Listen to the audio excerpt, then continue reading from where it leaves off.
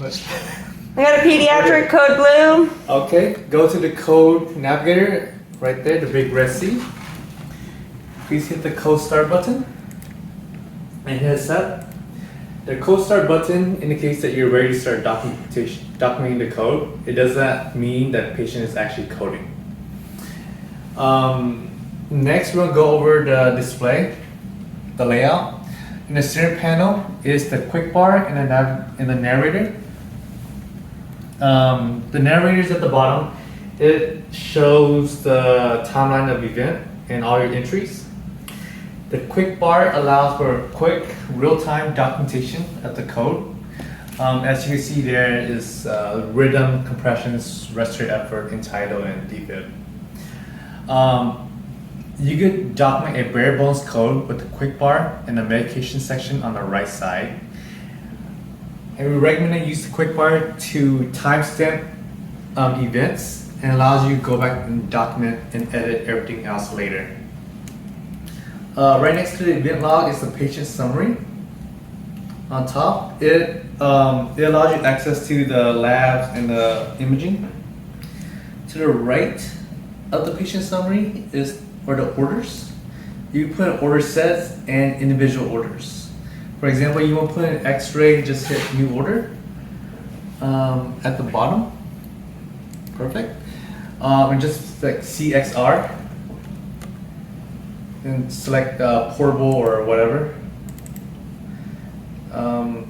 Put the rationale.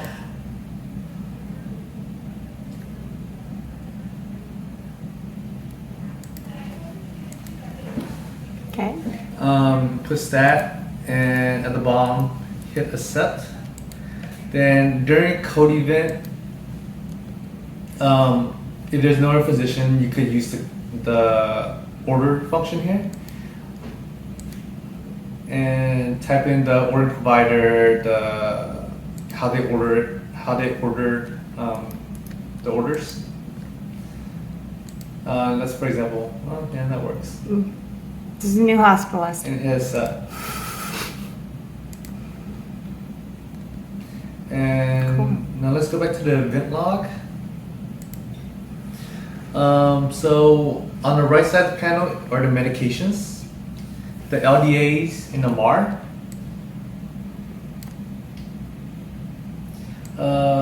And now let's scroll back up. You look at the medications, it'll start, your first drug that is listed is epinephrine, 0.1 milligrams per ml, the most common drug that's used during code. After that is everything else in alphabetical order. Following the code drugs are the intubation drugs and your narcotics for intubation. Following that is mannitol and Ativan for seizures and mannitol for whatever. After that are your drips and your boluses at the bottom. Followed by LDAs and the MAR again. Now do me a favor and scroll back up and click epinephrine. I'm going to show you how to administer a drug. When you administer a drug, you need three things. You need the ordering provider, you need the administration nurse, and you need the dose. So for order provider, just hit the magnifying glasses, and for example, let's search for Rama. To search, all you need is the first letter, the last name, and part of the first name. For given by, I know my own name. Apparently I got fired. That's great. Sam last one. Yeah, you can select anybody. And for the dose, just hit that. Thank you. You need to change the weight for the epi dose. You could do it using that area and type in the weight plus the unit.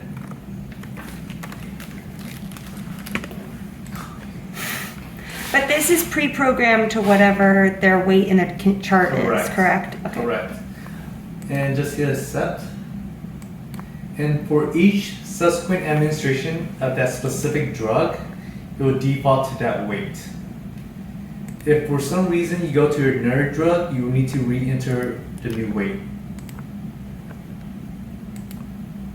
Mm-hmm.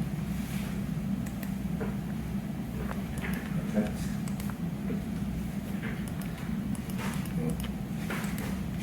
And right now we'll go over to the left panel and detail that.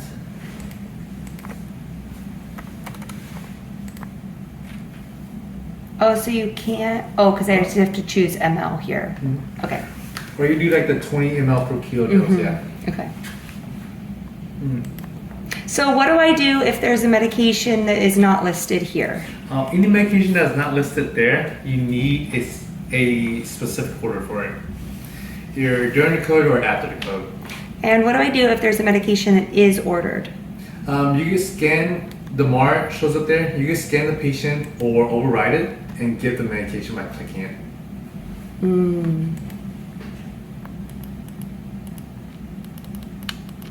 I see. So then here we can just say critical med. Correct. Okay.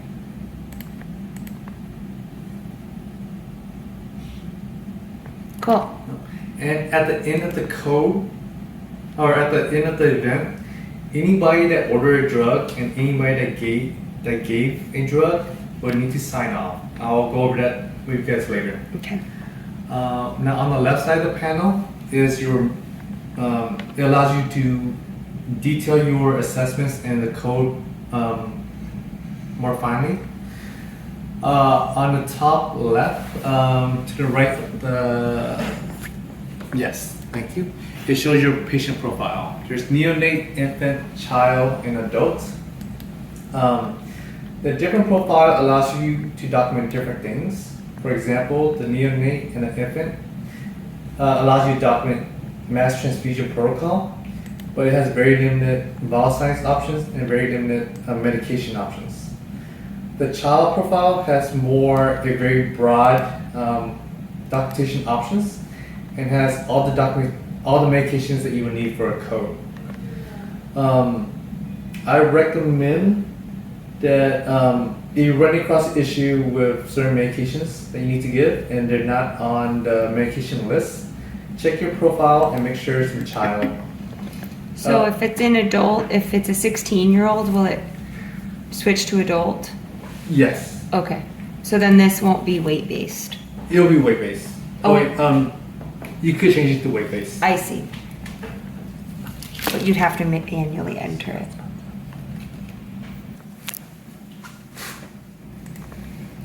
What was that? So I'm going to switch back to child. Yes, and you can change the profile at any time during the event, and it will not affect your narration. Okay. Next up is the staffing. You hit under staff, you can add new staff members or new staff to the code team. Since we gave the medication already and we selected the nurses and the doctor, we will already populate. But let's say during shift change we get a new doctor on, you can add them as the lead physician. Now let's say Iloa comes on. Oh, I didn't give.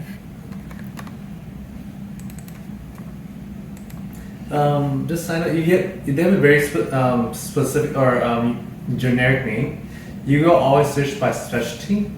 All of our providers and the PD doctors will go under pediatrics. Rogers. But it was, yes, on the specialty on the right side. You click that and it'll go alphabetical order. Oh, I see.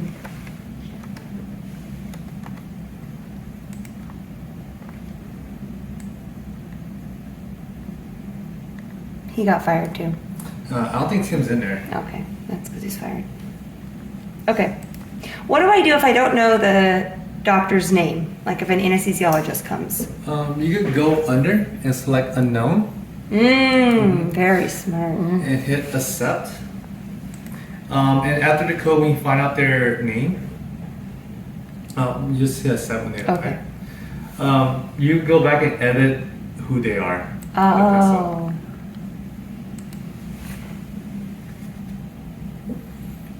What's one of our anesthesiologists? Wrinkles? Wrinkles, Yeah. thick. I know he's in there. Okay, we'll do him later. He's still unknown right now. Okay. What else? What do I do if I've called the anesthesiologist at home and they haven't shown up yet? You can show that they're a page. For example, hit position other, for example. Okay. I'm gonna say Let's say unknown. you're calling the on-call ENT or pulmonologist, Okay. and just hit the unknown and page Okay. and accept. Cool. Then we find out who they actually were. Okay. You fill in the details later, and you can always add in comp.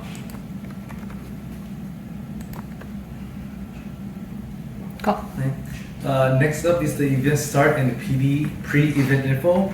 These functions are not used in PICU, they're only used in PD. Great. Next up is the event documentation. Documentation is your ABC documentations. For airway and breathing, it shows respiratory effort, respiratory support, and your ETT. You could always put in a comment, and you always flag the intervention for future reference. Do I have to fill in all of this information You do right not. now? You do not. You can also fill in afterwards when you have time. Okay. I just recommend just flag it for you to go back later. Okay, so then I go back later, I just click in. Correct. I see. Okay. For circulation allows you to document your pulses, your LVAD, your compressions, your cardiac rhythms, your HNTs, and your defib and cardioversion. For this, the most important thing here is your start and stop function under compressions. Start is only used when you initially start compressions, and stop is only used when you completely stop compressions for greater than 10 seconds. You can also document your pulse checks here. There are two ways to document pulse checks. One way is under circulation. To document your pulse checks, what we recommend is under pulse check, hit no. Then under compressions, hit resumed. Then file. Okay. And that will cover you for the pulse check. So I can do it here. Correct. file. Yes, the other way is through the quick Okay. bar. Just hit pulse check, file on quick bar, then hit resumed. That's what we agree upon, right? Sure. But anyway you document pulse checks, if it makes sense to you, it's fine. Just as long as you document a pulse check.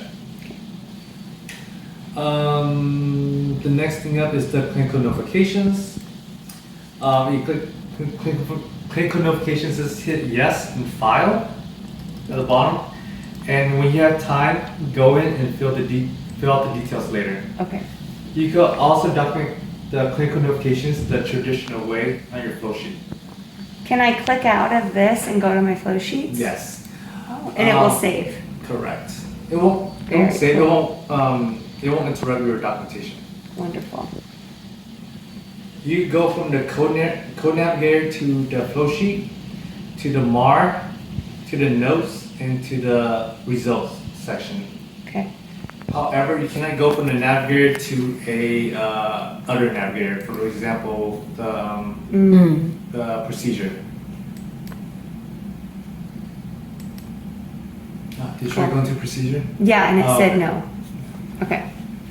If I have a critical notification like an iStat, will it auto-populate the results here? Eventually, will auto-populate? No. The results will not populate under the clinical notifications. The lab results will eventually populate in the navigator, the code navigator. Oh, cool. Eventually, it will take time. Okay. So as long as we put the time mark, then if once the gas gets uploaded, it should populate in here.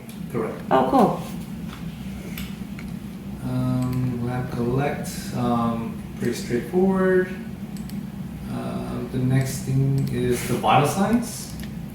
Vital signs, we recommend documenting vital signs every 3 to 5 minutes, or with change in status, or interventions and medications. The most important thing about the vital signs are the pulse, blood pressure, your oxygen saturation, If the patient's being bagged, the respiratory effort or their respiratory rate does not really matter. If they're on a monitor, the vital sign should automatically pull in. All you need to do is accept it. Okay.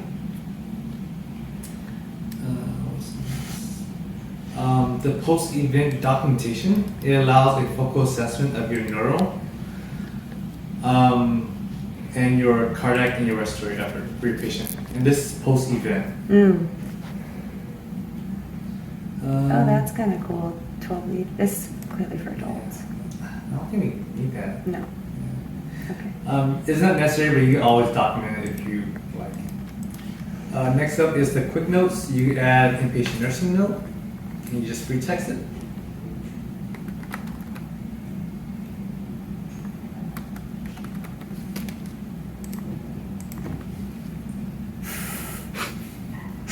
Okay.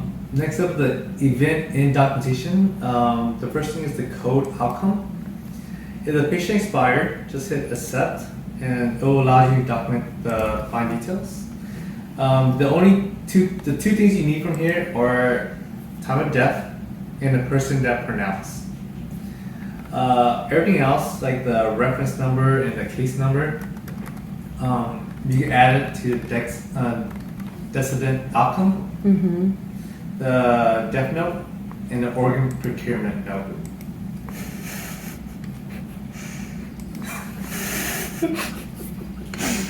Okay.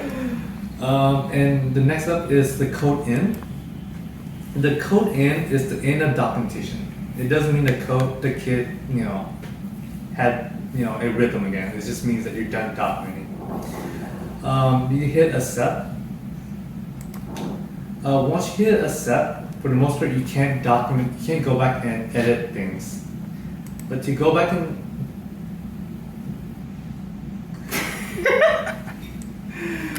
edit things, you can always delete the code in.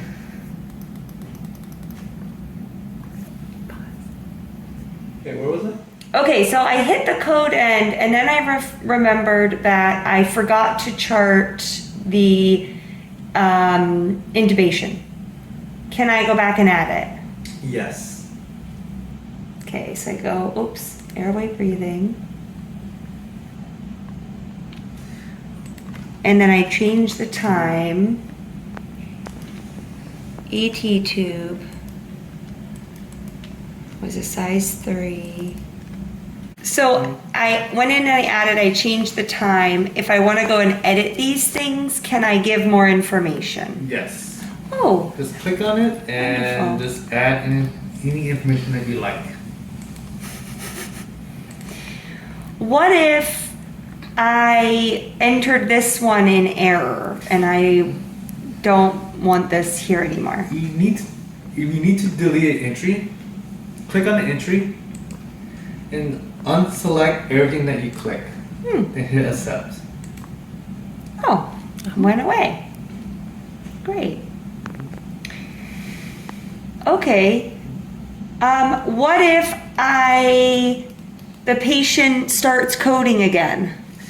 If the patient starts coding again, you'll need to hit another start another code. Oh, code start. Correct. Wonderful. And then it all starts over. And if you load a passcode, just select that. Oh, this kid's had a rough day. What is the deal with this up here? Oh, the sign off. Anybody that gave any medications or ordered any medications will need to sign off at the end of the code. Just do me a favor, click the sign off button. They'll need to review the navigator and specifically the medications. Then if they give the approval, just hit sign and it will require their password.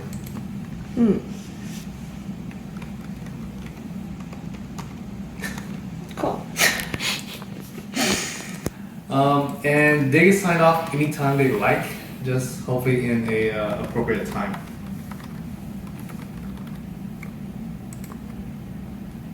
Okay. Great, this was very helpful. I can't wait to code a patient.